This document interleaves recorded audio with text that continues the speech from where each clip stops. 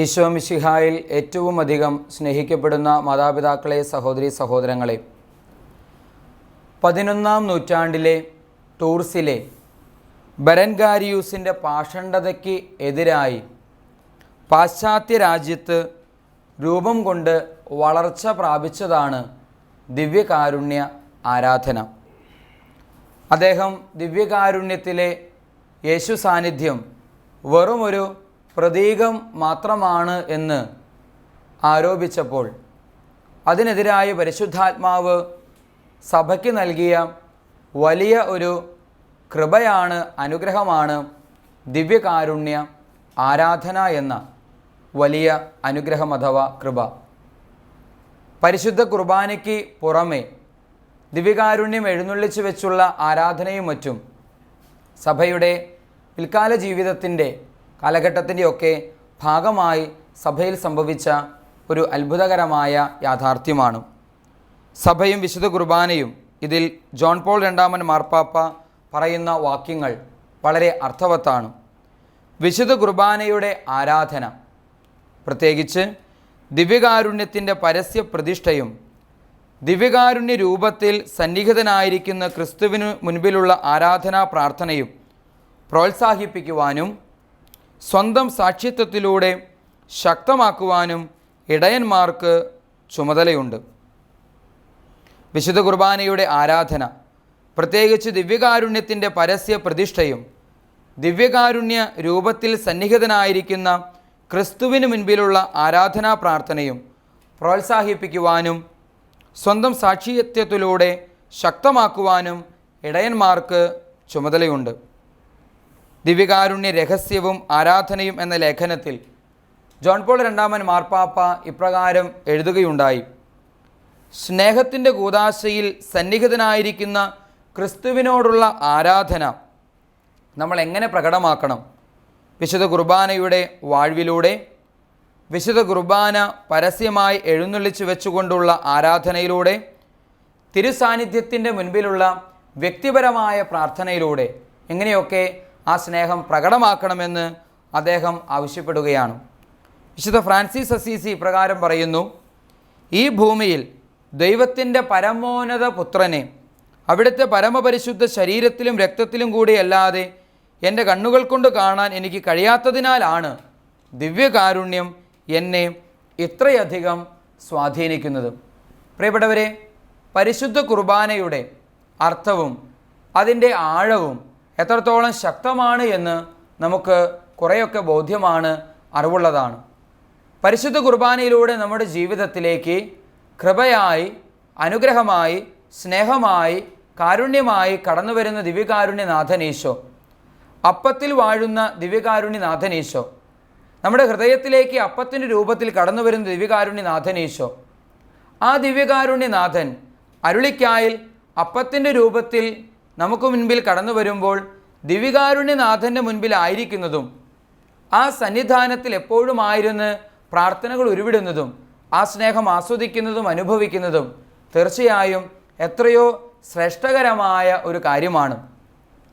മനുഷ്യൻ്റെ ആത്മാവ് സൃഷ്ടിക്കപ്പെട്ടിരിക്കുന്നത് ദൈവത്തിൽ വിലയം പ്രാപിക്കാൻ, അല്ലെങ്കിൽ സ്വർഗീയ ആനന്ദം അനുഭവിക്കാനാണ്.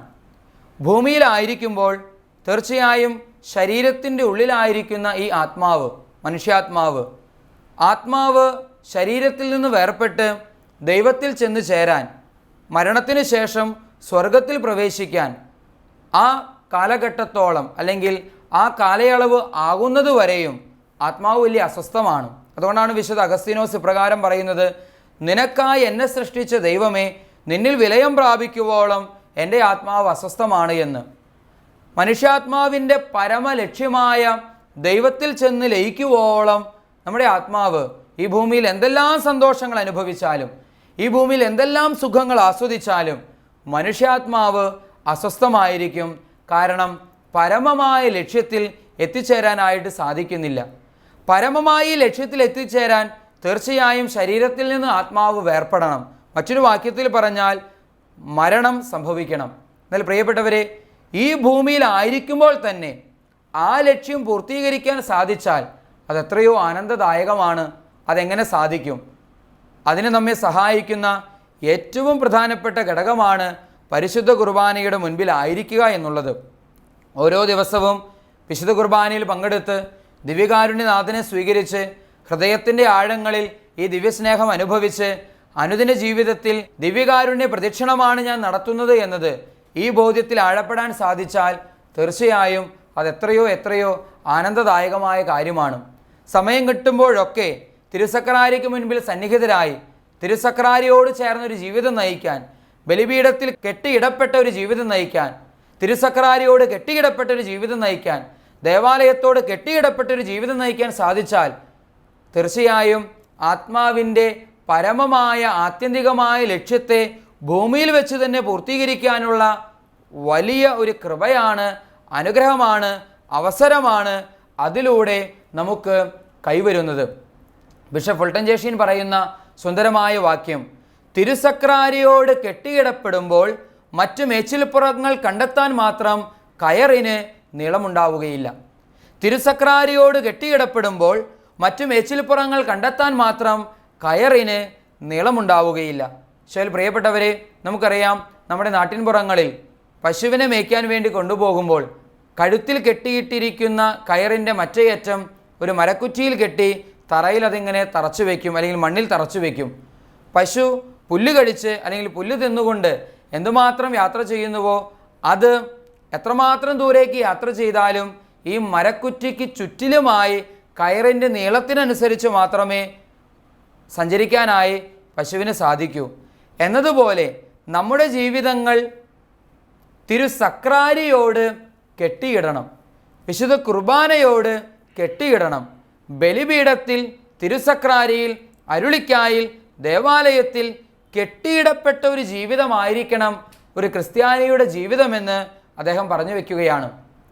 ഈശോ മിശിഹായിൽ സ്നേഹമുള്ളവരെ, തീർച്ചയായും ആത്മാവിൻ്റെ പരമലക്ഷ്യമായ, ആത്മാവിൻ്റെ നിത്യലക്ഷ്യമായ ദൈവസ്നേഹത്തിൽ ലയിക്കുക എന്നുള്ള പരമമായ യാഥാർത്ഥ്യം ഈ ഭൂമിയിൽ വെച്ചു തന്നെ കുർബാനയുടെ മുൻപിലായിരിക്കുമ്പോൾ നമുക്ക് ഏറ്റവും കൂടുതലായി ആസ്വദിക്കാനും അനുഭവിക്കാനും സാധിക്കുന്നു.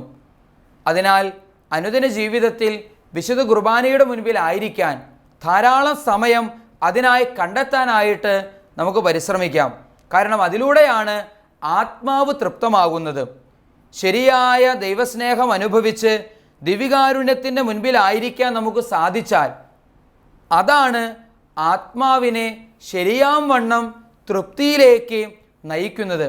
മറ്റൊന്നും ഒരു സുഖവും, ശരീരത്തിൻ്റെ ഒരു സുഖവും അല്ലെങ്കിൽ ഭൗതികമായ ഒരു കാര്യവും ആത്യന്തികമായ സംതൃപ്തിയിലേക്ക്, സന്തോഷത്തിലേക്ക്, നിർവൃതിയിലേക്ക് നമ്മളെ നയിക്കുകയില്ല. വിശുദ്ധാത്മാക്കൾ എല്ലാവരും തന്നെ ഈ വലിയ യാഥാർത്ഥ്യം, സത്യം തിരിച്ചറിഞ്ഞിട്ടുള്ളവരാണ്. വിശുദ്ധ ചവറ കുര്യാക്കോസ് ഏലിയാസ് പിതാവിൻ്റെ ജീവിതം പരിശോധിക്കുമ്പോൾ നമ്മൾ കാണുന്നൊരു വലിയ യാഥാർത്ഥ്യമാണ്. അദ്ദേഹം തൻ്റെ ദിവസത്തിൽ മണിക്കൂറുകൾ തിരുസക്രാരിക്ക് മുൻപിൽ, ദിവ്യകാരുണ്യത്തിൻ്റെ മുൻപിൽ ചിലവഴിച്ചിരുന്ന ഒരു വ്യക്തിയായിരുന്നു. മണിക്കൂറുകൾ ദിവ്യകാരുണ്യത്തിൻ്റെ മുൻപിൽ അദ്ദേഹം ചിലവഴിച്ചിരുന്നു. അതിൽ നിന്നാണ് അദ്ദേഹം ശക്തിയും ഊർജവും സ്വീകരിച്ചിരുന്നത്. തൻ്റെ അപ്പനായ, പിതാവായ ദൈവത്തിൻ്റെ സാന്നിധ്യം തിരുവോസ്തിയിൽ ദർശിച്ച്, ആസ്വദിച്ച്, അനുഭവിച്ച്, മണിക്കൂറുകൾ ദിവ്യകാരുണ്യത്തിൻ്റെ മുൻപിൽ ചെലവഴിച്ച് ശക്തിയും ഓജസ്സും ഊർജവും സ്വീകരിച്ച് അത് ദൈവമക്കൾക്ക് പല വിധത്തിലുള്ള പ്രവർത്തനങ്ങളായി കൈമാറുവാൻ ചാവറപിതാവ് എന്നും ഉത്സാഹിച്ചിരുന്നു. അതുകൊണ്ടാണ് കൺകണ്ട നന്മകളെല്ലാം മലയാളക്കരയ്ക്ക് സമ്മാനിക്കാൻ അദ്ദേഹത്തിന് സാധിച്ചത്. 66 വർഷത്തെ ഹ്രസ്വമായ ജീവിതത്തിനിടയിൽ 660 വർഷം ജീവിച്ചാലും ഒരു മനുഷ്യന് സാധിക്കാത്ത അത്രയേറെ കാര്യങ്ങൾ ഈ നാടിന് സമ്മാനിക്കുവാൻ, മലയാള മണ്ണിന് സമ്മാനിക്കുവാൻ, ക്രൈസ്തവർക്ക് സമ്മാനിക്കുവാൻ, സഭയ്ക്ക് സമ്മാനിക്കുവാൻ അദ്ദേഹത്തിന് സാധിച്ചുവെങ്കിൽ അതിൻ്റെ കാരണം തീർച്ചയായും മാനുഷികമായ ശക്തിയല്ല, നേരെ മറിച്ച് ദൈവികമായ കൃപ, അത് ദിവ്യകാരുണ്യത്തിലൂടെ നേടിയെടുക്കാൻ അദ്ദേഹത്തിന് സാധിച്ചു എന്നുള്ളതാണ്. ഭാരത സഭയിലെ വിശുദ്ധയായിരിക്കുന്ന എവുപ്രാസ്യാമ്മ ചവറ കുര്യാക്കോസ് ഏലിയാസ് പിതാവിനോടൊപ്പം വിശുദ്ധ പദവിയിലേക്ക് ഔദ്യോഗികമായി ഉയർത്തപ്പെട്ട ഈ പുണ്യാത്മാവ് ആ പുണ്യവതിയെ വിളിക്കുന്നത് പോലും സക്രാരിയുടെ കാവൽക്കാരി എന്നായിരുന്നു. തിരുസക്രാരിക്ക് മുൻപിൽ ജീവിതം ഹോമിച്ച ഒരു വ്യക്തിയായിട്ടാണ് നമ്മൾ എവുപ്രാസ്യാമയെ മനസ്സിലാക്കുക. തിരുസക്രാരിയുടെ കാവൽക്കാരിയായി പ്രാർത്ഥിച്ചു പ്രാർത്ഥനയായി മാറിയ പുണ്യ തേജസ്.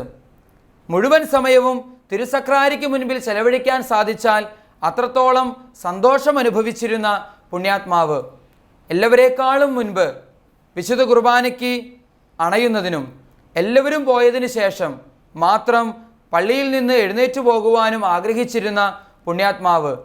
വിശുദ്ധ കുർബാനയുടെ മുൻപിൽ ആയിരിക്കുന്ന സമയം മുഴുവനും കർത്താവിൻ്റെ പ്രത്യേകമായ സ്നേഹവാത്സല്യങ്ങൾ, കാരുണ്യം, കൃപ അനുഭവിക്കാൻ സാധിക്കുന്നുവെന്ന് ഹൃദയത്തിൻ്റെ ആഴങ്ങളിൽ അനുഭവിച്ചറിയാൻ, രുചിച്ചറിയാൻ സാധിച്ച ഒരു പുണ്യാത്മാവ്.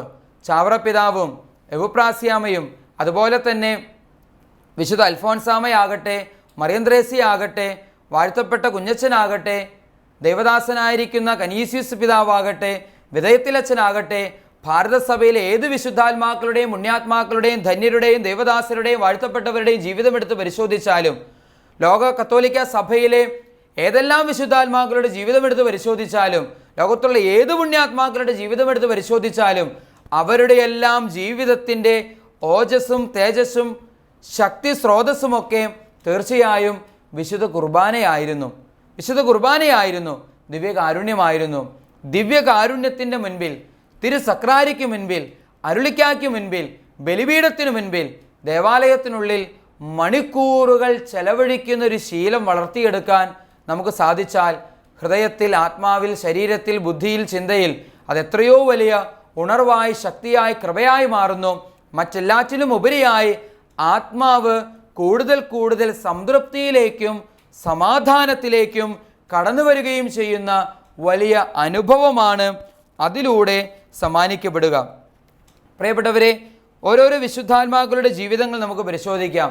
നമുക്കറിയാം, ഭാരത സഭയിൽ അല്ലെങ്കിൽ ഭാരതത്തിലേക്ക് കടന്നു വന്ന് നമ്മുടെ നാട്ടിൽ ഏറ്റവും കൂടുതൽ സ്നേഹത്തിൻ്റെ ഉപവിയുടെ പ്രവർത്തനങ്ങൾ കാഴ്ചവെച്ച മദർ തെരേസ എന്ന പുണ്യാത്മാവ് ജീവിതത്തിൻ്റെ ശക്തി സ്രോതസ് മുഴുവൻ ആയിരുന്നത്, അല്ലെങ്കിൽ ശക്തി മുഴുവൻ ശേഖരിച്ചിരുന്നത് വിശുദ്ധ കുർബാനയിൽ നിന്നായിരുന്നുവെന്ന് മദർ തന്നെ നമ്മളോട് പറയുന്നുണ്ട്. ഓരോ ദിവസവും വിശുദ്ധ കുർബാനയിൽ പങ്കെടുത്ത് വിശുദ്ധ കുർബാനയിൽ നിന്ന് ശക്തി സ്വീകരിച്ച്, കൃപ സ്വീകരിച്ച്, അനുഗ്രഹം സ്വീകരിച്ച്, മണിക്കൂറുകൾ ദിവ്യകാരുണ്യനാഥൻ്റെ സന്നിധാനത്തിൽ ചെലവഴിച്ച് ആ കൃപ മുഴുവനും ഓജസ് മുഴുവനും ഹൃദയത്തിൻ്റെ ആഴങ്ങളിൽ സ്വീകരിച്ചതിന് ശേഷം മാത്രമാണ് ഈ പ്രവർത്തനങ്ങൾക്കായി ഇറങ്ങിത്തിരിക്കുന്നത്. പ്രിയപ്പെട്ടവരെ, മദറിൻ്റെ ജീവിതത്തിൽ പറഞ്ഞു കേൾക്കുന്ന ഒരു സംഭവമുണ്ട്. ഒരിക്കൽ ഒരു വ്യക്തി, ഒരു സഹോദരൻ, അദ്ദേഹം മദറിൻ്റെ ഉപവി പ്രവർത്തനങ്ങളെല്ലാം കണ്ട് അതിനോട് വലിയ ആകർഷണം തോന്നി. മദറിനെ പോലെ ജീവിക്കാൻ, മദറിൻ്റെ ജീവിതത്തിൽ മദർ അനുഭവിക്കുന്ന ആ സന്തോഷവും സമാധാനവും മുഖത്ത് കളിയാടിയിരുന്ന ദിവ്യശോഭയുമൊക്കെ കണ്ട് അതുപോലെ ഒന്ന് ആർജിച്ചെടുക്കാൻ, അതേ ജീവിത മാതൃക തിരഞ്ഞെടുക്കാൻ വേണ്ടി അദ്ദേഹം ഇതാ തൻ്റെ സർവ സമ്പത്തും വിറ്റ് ഇതുപോലെ ഒരു ഉപവിശാലയ്ക്ക് തുടക്കം കുറിക്കുകയാണ്. അനേകരെ അദ്ദേഹം ശുശ്രൂഷിച്ചു. അനേകർക്ക് വേണ്ടി അദ്ദേഹം ജീവിതം സമർപ്പിച്ചു. തൻ്റെ സകല സമ്പത്തും ഈ കാര്യത്തിന് വേണ്ടി മാറ്റിവെക്കുകയാണ്. ആഴ്ചകളും മാസങ്ങളും വർഷങ്ങളും കടന്നുപോയി. ഒരു ദിവസം മദറിനെ കാണുവാൻ ഈ മനുഷ്യൻ ഒരിക്കൽ കൂടെ വരുന്നു. എന്നിട്ട് മദറിനുമായി കുറേ നേരം സംസാരിക്കുന്നു. മദർ തെരേസയുമായി സംഭാഷിച്ചു കൊണ്ടിരിക്കുമ്പോൾ ഈ മനുഷ്യൻ മദറിനോട് പറയുന്നൊരു കാര്യമുണ്ട്. മദറിൻ്റെ ജീവിത മാതൃക കണ്ട് അത്തരമൊരു ജീവിതശൈലി അനുകരിക്കാൻ തയ്യാറായ വ്യക്തിയാണ് ഞാൻ. അതായത് മദർ ഇതാ സ്വന്തം ജീവനും ജീവിതവുമൊക്കെ പാവപ്പെട്ട മനുഷ്യർക്ക് വേണ്ടി, അശരണരായിരിക്കുന്ന വ്യക്തികൾക്ക് വേണ്ടി ജീവിതം സമർപ്പിച്ച് സമയവും അധ്വാനവും ആരോഗ്യവുമൊക്കെ സമർപ്പിച്ച് മദർ ജീവിക്കുന്നു. ഹൃദയത്തിൽ മദർ അനുഭവിക്കുന്ന ആനന്ദവും സന്തോഷവും സംതൃപ്തിയുമൊക്കെ മദറിൻ്റെ മുഖത്ത് കാണുവാൻ എനിക്ക് സാധിച്ചു. ഇതേ സന്തോഷം, ഇതേ സമാധാനം, ഇതേ മുഖശോഭ അത് സ്വന്തമാക്കാൻ വേണ്ടിയിട്ടാണ് ഞാൻ ഇതേ പ്രവർത്തികളൊക്കെ ചെയ്തത്. പക്ഷേ എൻ്റെ സർവ്വ സമ്പത്ത് ഞാൻ വിറ്റിട്ടും ഇത്രയൊക്കെ കാര്യങ്ങൾ പാവപ്പെട്ട മനുഷ്യർക്ക് വേണ്ടി ചെയ്തിട്ടും ഹൃദയത്തിൽ ഒരു സമാധാന സന്തോഷം ശരിക്കു പറഞ്ഞാൽ അനുഭവിക്കാൻ ഇതുവരെയും എനിക്ക് സാധിച്ചിട്ടില്ല. എന്താണ് മദറിൻ്റെ സന്തോഷത്തിൻ്റെ ആത്യന്തികമായ രഹസ്യം? മദർ ചെയ്യുന്ന അതേ കാര്യങ്ങൾ ഞാൻ ചെയ്യുന്നു, എന്നിട്ടും മദർ അനുഭവിക്കുന്ന സന്തോഷം, മദറിൻ്റെ മുഖത്ത് വിളയാടുന്ന ഈ ശോഭ, സന്തോഷത്തിൻ്റെ, സമാധാനത്തിൻ്റെ ഈ കൃപ, അത് ഒരിക്കലും എൻ്റെ മുഖത്തേക്ക് കടന്നു വരുന്നില്ല, എൻ്റെ ജീവിതത്തിലേക്ക് കടന്നു വരുന്നില്ല. എനിക്ക് മദർ അനുഭവിക്കുന്ന സന്തോഷവും സമാധാനവും അനുഭവിക്കാനായിട്ട് സാധിക്കുന്നില്ല. സത്യത്തിൽ എന്താണ് മദറിൻ്റെ സന്തോഷത്തിൻ്റെ ആത്യന്തികമായ കാരണം? മദർ തിരിച്ച് ഈ മനുഷ്യനോട് ചോദിക്കുന്നുണ്ട്, സത്യത്തിൽ താങ്കൾ ഈ പ്രവർത്തനങ്ങളെല്ലാം കാഴ്ചവെക്കുന്നതിൻ്റെ പുറകിലെ യഥാർത്ഥ കാരണം എന്താണ് എന്ന്. അദ്ദേഹം പറഞ്ഞു, മറ്റൊന്നുമല്ല, ഒരു ആദർശത്തിൻ്റെ പേരിലാണ് ഞാൻ ഈ പ്രവർത്തനങ്ങളെല്ലാം ചെയ്യുന്നത്. എന്താണ് ആദർശം? സ്നേഹമെന്ന ആദർശം. മറ്റുള്ളവരെ സ്നേഹിക്കുക, ശുശ്രൂഷ ചെയ്യുക എന്ന സ്നേഹമെന്ന ആദർശത്തിൻ്റെ പേരിലാണ് ഞാനിതെല്ലാം ചെയ്യുന്നത്. അന്നേരം മദർ ഈ വ്യക്തിയോട് തിരിച്ചു പറയുകയാണ്, ഇതാണ് ഞാനും താങ്കളും തമ്മിലുള്ള വ്യത്യാസം. താങ്കൾ ഒരു ആദർശത്തിൻ്റെ പേരിൽ അത് ചെയ്യുമ്പോൾ ഞാനത് ഒരു വ്യക്തിയുടെ പേരിലാണ് ചെയ്യുന്നത്. താങ്കളൊരു ആദർശത്തിൻ്റെ പേരിൽ ഇത് ചെയ്യുമ്പോൾ ഞാൻ ഈ പ്രവർത്തനങ്ങളെല്ലാം ചെയ്യുന്നത് ഒരു വ്യക്തിയുടെ പേരിലാണ്. ഈ മനുഷ്യനൊന്നും മനസ്സിലായില്ല.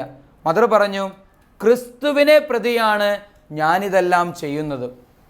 ക്രിസ്തുവിനെ പ്രതിയാണ് ഞാനിതെല്ലാം ചെയ്യുന്നത്, അല്ലാതെ കേവലം ഒരു ആദർശത്തിൻ്റെ പേരിലല്ല. ക്രിസ്തുവിനെ പ്രതി ഞാനിത് ചെയ്യുമ്പോൾ അതിനുള്ള ശക്തിയും കൃപയുമൊക്കെ ക്രിസ്തു തന്നെ എനിക്ക് പ്രദാനം ചെയ്യുന്നു. അതിൻ്റെ ശക്തി സ്രോതസ്സ് ഞാൻ ആർജിച്ചെടുക്കുന്നതും ക്രിസ്തുവിൽ നിന്നാണ്. ഓരോ ദിവസവും വിശുദ്ധ കുർബാനയിൽ പങ്കെടുത്ത് മണിക്കൂറുകൾ ദിവ്യകാരുണ്യനാഥൻ്റെ മുൻപിൽ ചെലവഴിച്ച് എനിക്കാവശ്യമായ കൃപ മുഴുവൻ, ശക്തി മുഴുവൻ ക്രിസ്തുവിൽ നിന്ന് നേടിയെടുത്തിട്ടാണ് ഞാൻ ഈ പ്രവർത്തനങ്ങൾക്ക് ഇറങ്ങുന്നത്. അതുകൊണ്ട് എനിക്കൊരിക്കലും മടുപ്പ് തോന്നുന്നില്ല, അതുകൊണ്ട് എനിക്കൊരിക്കലും നിരാശ തോന്നുന്നില്ല. സന്തോഷവും സമാധാനവും ഹൃദയത്തിൽ ആസ്വദിക്കാൻ, അനുഭവിക്കാൻ എനിക്ക് സാധിക്കുന്നു. ക്രിസ്തുവെന്ന വ്യക്തിയെ കേന്ദ്രീകരിച്ച് നമ്മുടെ സേവനങ്ങളും ശുശ്രൂഷകളും നടത്തുമ്പോൾ മാത്രമേ യഥാർത്ഥ സന്തോഷവും സമാധാനവും നമുക്ക് അനുഭവിക്കാൻ സാധിക്കൂ.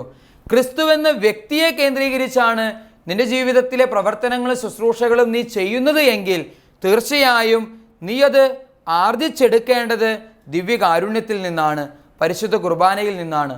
കുർബാനയുടെ മുൻപിലായിരിക്കാൻ, ദിവ്യകാരുണ്യത്തിൻ്റെ മുൻപിലായിരിക്കാൻ, തിരുസക്രാരിക്ക് മുൻപിലായിരിക്കാൻ നീ എന്തുമാത്രം സമയം ചെലവഴിക്കുന്നുവോ അത്രത്തോളം കൃപ, ശക്തി, ഓജസ്, തേജസ്, അനുഗ്രഹം നിന്റെ ജീവിതത്തിലേക്ക് ഒഴുകിയിറങ്ങുന്നു എന്നുള്ളത് ഒരു വലിയ യാഥാർത്ഥ്യമാണ്. വിശുദ്ധ ആൻഡ്രൂ എന്ന പുണ്യാത്മാവിൻ്റെ ജീവചരിത്രം വായിക്കാൻ ഇടവന്നപ്പോൾ മനസ്സിലാക്കിയ ഒരു കാര്യം ഇതാണ്. 7-ാം നൂറ്റാണ്ടിൽ ജീവിച്ചിരുന്ന സന്യാസിയും മെത്രാനുമാണ് ക്രീറ്റിലെ വിശുദ്ധ ആൻഡ്രൂ. ഗ്രേറ്റ് കാനൻ എന്ന കൃതിയുടെ കർത്താവ് എന്ന നിലയിലാണ് അദ്ദേഹം പൗരസ്ത്യ സഭകളിൽ കൂടുതലായി അറിയപ്പെടുന്നത്. 650-ാം ആണ്ടിൽ ഡമാസ്കസിലാണ് അദ്ദേഹം ജനിച്ചത്.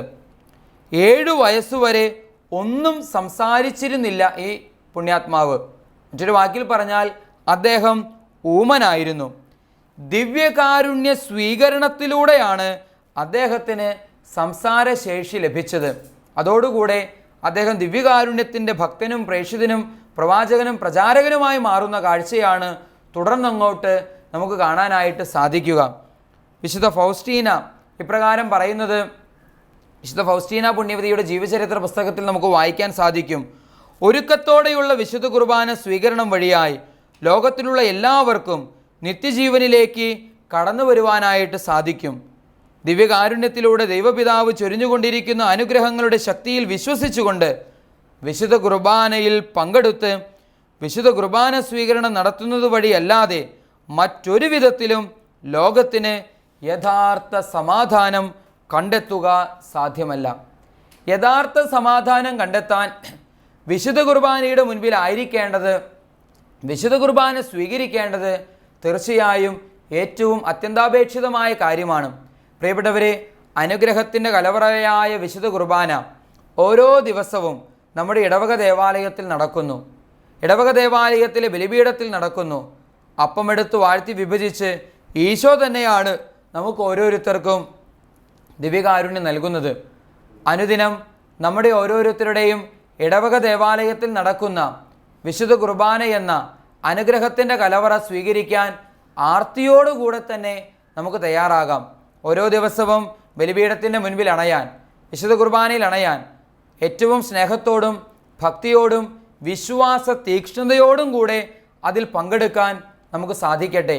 നമ്മൾ സ്വീകരിച്ചിരിക്കുന്ന ദിവ്യകാരുണ്യം ഹൃദയത്തിൻ്റെ ആഴങ്ങളിൽ സ്നേഹത്തിൻ്റെ അനുഭവമാക്കി മാറ്റി സഞ്ചരിക്കുന്നൊരു സക്രാരിയാണ്, അരുളിക്കയാണ്, ദേവാലയമാണ് ഞാനെന്ന ഉത്തമ ബോധ്യത്തോടെ കർമ്മപഥങ്ങളിലേക്ക് ഇറങ്ങിച്ചെല്ലാൻ നമുക്ക് സാധിക്കണം. ഒരർത്ഥത്തിൽ നമ്മുടെ ജീവിതങ്ങൾ തന്നെ ഒരു ദിവ്യകാരുണ്യ പ്രദക്ഷിണമായി മാറുകയാണ്. അരുളിക്കായിൽ ദിവ്യകാരുണ്യനാഥനെ സംവഹിച്ച് നമ്മൾ ആരാധന നടത്താറുണ്ട്, ദിവ്യകാരുണ്യ പ്രദക്ഷിണം നടത്താറുണ്ട്. മറ്റൊരു വാക്കിൽ പറഞ്ഞാൽ നമ്മൾ തന്നെയല്ലേ ഈ അരുളിക്ക. നമ്മൾ നടത്തുന്നതും ഈ ദിവ്യകാരുണ്യ പ്രദക്ഷിണമല്ലേ. കാരണം വിശുദ്ധ കുർബാനയിൽ പങ്കെടുത്ത് ദിവ്യകാരുണ്യനാഥനെ സ്വീകരിച്ച് നമുക്കുള്ളിലേക്ക് കടന്നു വരുന്ന തിരുവോസ്തി രൂപനായി കർത്താവിനെയും സംവഹിച്ചുകൊണ്ട് നമ്മുടെ കർമ്മപഥങ്ങളിലേക്ക് ഇറങ്ങിത്തിരിക്കുമ്പോൾ, പഠനത്തിൻ്റെ മേഖലകളിലേക്കാകട്ടെ, ജോലിയുടെ മേഖലകളിലേക്കാകട്ടെ, കുടുംബത്തിലെ ഉത്തരവാദിത്തങ്ങളിലേക്കാകട്ടെ, ഓഫീസ് ജോലികളിലേക്കാകട്ടെ, എവിടേക്കുമാകട്ടെ, നമ്മൾ ഇറങ്ങിത്തിരിക്കുമ്പോൾ ദിവ്യകാരുണ്യ പ്രദക്ഷിണമല്ലേ നമ്മൾ നടത്തുന്നത്. ഈ ബോധ്യത്തിൽ ജീവിക്കാൻ സാധിച്ചാൽ ഒരു ചെറിയ തെറ്റെങ്കിലും ഒരു ചെറിയ പാപമെങ്കിലും ചെയ്യാൻ നമുക്ക് സാധ്യമാണോ? ഇല്ല. തിരുസക്രാരിക്ക് മുൻപിൽ നമ്മളെപ്പോഴും കൂപ്പുകരങ്ങളോടെയാണ് ആയിരിക്കാറ്. ദിവ്യകാരുണ്യ പ്രദക്ഷിണം നടത്തുമ്പോൾ എത്രയോ ഭക്തിയോടെ, എത്രയോ തീക്ഷ്ണതയോടെ ആ പ്രദക്ഷിണത്തിൽ നമ്മൾ ഓരോരുത്തരും പങ്കെടുക്കുന്നു. നിലവിളിയോടെ, പ്രാർത്ഥനകളോടെ കർത്താവിൻ്റെ സന്നിധിയിൽ യാചനകളും അർത്ഥനകളും നമ്മൾ ഉയർത്തുന്നു. കാരണം അരുളിക്കായിൽ ഈശോ ഇതാ വസിക്കുന്നുവെന്നും ഈശോ കടന്നു പോകുന്നുവെന്നും നമുക്ക് ബോധ്യമുണ്ട്, നമ്മളത് വിശ്വസിക്കുന്നുണ്ട്. പ്രിയപ്പെട്ടവരെ, അങ്ങനെയാണ് എങ്കിൽ അതേ ഈശോ തന്നെ വിശുദ്ധ കുർബാന സ്വീകരണത്തിലൂടെ നമ്മുടെ ചങ്കിലേക്ക് എഴുന്നള്ളി വരുമ്പോൾ, നമ്മുടെ ഹൃദയത്തിലേക്ക് എഴുന്നള്ളി വരുമ്പോൾ, നമ്മുടെ ശരീരത്തിൻ്റെയും രക്തത്തിൻ്റെയും അസ്ഥിയുടെയും മജ്ജയുടെയും ജീവൻ്റെയും ജീവിതത്തിൻ്റെയും ഭാഗമായി നമ്മിൽ അലിഞ്ഞു ചേരുമ്പോൾ അതേ ഈശോ ദിവ്യകാരുണ്യമായി നമ്മിൽ ലയിക്കുമ്പോൾ, ആ ഈശോയുമായി നമ്മൾ പുറത്തേക്ക് ഇറങ്ങുമ്പോൾ, ജോലി ചെയ്യുമ്പോൾ, കുടുംബത്തിൻ്റെ ഉത്തരവാദിത്തങ്ങൾ നിർവഹിക്കുമ്പോൾ, പഠിക്കുമ്പോൾ, പ്രവർത്തനങ്ങളിൽ ഏർപ്പെടുമ്പോൾ സത്യത്തിൽ നമ്മളൊരു ദിവ്യകാരുണ്യ പ്രദക്ഷിണമാണ് നടത്തുന്നത്. അങ്ങനെയാണെങ്കിൽ ഈശോ ഇരിക്കുന്ന ഹൃദയത്തോടെ പാപം ചെയ്യാൻ നമുക്ക് സാധ്യമാണോ? ആ അനുഭവം, അവബോധം, സാന്നിധ്യ സ്മരണ ഉള്ളിലുണ്ടെങ്കിൽ നമ്മുടെ ചിന്തയിലും നമ്മുടെ വാക്കുകളിലും നമ്മുടെ പ്രവർത്തനങ്ങളിലും പരിശുദ്ധി പ്രാപിക്കാൻ കുറെ കൂടെ എളുപ്പമുണ്ട്. കാരണം തിരുസക്രാരിക്ക് മുൻപിലിരുന്ന് പാപം ചെയ്യാൻ സാധാരണഗതിയിൽ ഒരു വ്യക്തി തയ്യാറാകാറില്ല. അല്ലെങ്കിൽ ദിവ്യകാരുണ്യ പ്രദക്ഷിണം നടക്കുമ്പോൾ ആ സമയത്ത് എന്തെങ്കിലും മാരകപാപങ്ങളിൽ ഏർപ്പെടാൻ സാധാരണഗതിയിൽ ഒരു വിശ്വാസിക്ക് സാധ്യമല്ല. എങ്കിൽ പ്രിയപ്പെട്ടവരെ, ദേവാലയത്തിൽ നിന്ന് പുറത്തു കടക്കുമ്പോഴും ഞാനും ഒരു അരുളിക്കായി രൂപപ്പെട്ടിട്ടാണ് പുറത്തു കടക്കുന്നത് എന്ന ബോധ്യം ഹൃദയത്തിലുണ്ടെങ്കിൽ തീർച്ചയായും അനുദിന ജീവിതത്തിൽ വിശുദ്ധി പ്രാപിക്കാൻ കുറച്ചുകൂടെ എളുപ്പമുണ്ട്. അരുളിക്കായിൽ വാഴുന്ന അതേ അപ്പമായ ഈശോ തന്നെയാണ് എൻ്റെ ചങ്കിലേക്ക് ദിവ്യകാരുണ്യമായി കടന്നു വന്നിരിക്കുന്നത് എന്ന ബോധ്യത്തിൽ ജീവിക്കാൻ സാധിച്ചാൽ വിശുദ്ധി പ്രാപിക്കാൻ ഈ ചിന്ത നമ്മെ സഹായിക്കും. ദിവ്യകാരുണ്യനാഥൻ ഈശോ അതിന് നമ്മളെ സഹായിക്കട്ടെ എന്ന് പ്രാർത്ഥിക്കുന്നു, ആശംസിക്കുന്നു. പിതാവിൻ്റെയും പുത്രൻ്റെയും പരിശുദ്ധാത്മാവിൻ്റെയും നാമത്തിൽ ആമേൻ.